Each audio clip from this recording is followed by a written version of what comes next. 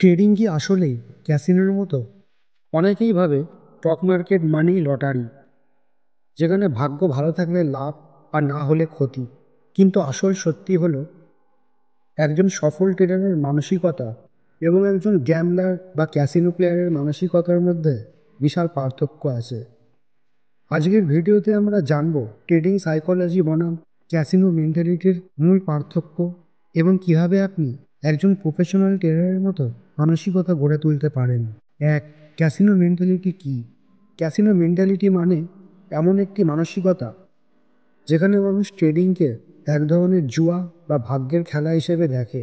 এতে কয়েকটি সাধারণ বৈশিষ্ট্য থাকে: লোভ এবং উচ্চ ঝুঁকি নেওয়া।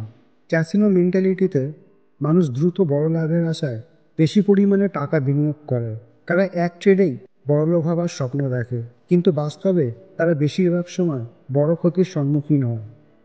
কোনো সিস্টেম বা কৌশল না থাকা। একজন ক্যাসিনো প্লেয়ারের মতো তারা না কোনো ট্রেডিং স্ট্র্যাটেজি অনুসরণ করে, না কোনো রিস্ক ম্যানেজমেন্ট ফলো করে।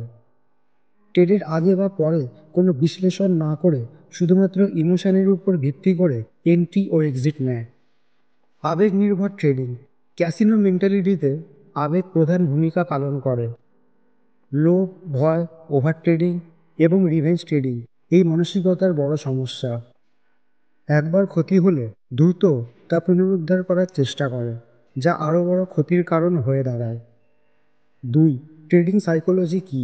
একজন সফল ট্রেডারের মানসিকতা ক্যাসিনো মেন্টালিটির সম্পূর্ণ বিপরীত। তারা শৃঙ্খলাবদ্ধ এবং যুক্তিবাদী সিদ্ধান্ত নেয়। ঝুঁকি ব্যবস্থাপনা। একজন প্রফেশনাল ট্রেডার সবসময় তার পুঁজি রক্ষার কথা চিন্তা করে। প্রতিটি ট্রেডে কত শতাংশ রিস্ক নেওয়া হবে সেটি নির্ধারণ করা থাকে, সাধারণত 1 কিংবা 2%। রিস্ক টু রেওয়ার্ড রেশিও অনুসরণ করে, যেমন 1:2 বা 1:3, যেখানে লাভ সম্ভাব্য ক্ষতির চেয়ে বেশি থাকে। ইমোশন কন্ট্রোল এবং ডিসিপ্লিন। আবেগের উপর ভিত্তি করে ট্রেড না করে পরিকল্পনা অনুযায়ী কাজ করা হয়।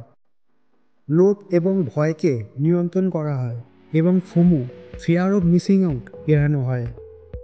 তারা স্টপ লস এবং টেক প্রফিট সেট করে এবং পরিকল্পনা অনুযায়ী এক্সিকিউট করে। ধারাবাহিকতা এবং দীর্ঘমেয়াদী দৃষ্টিভঙ্গি।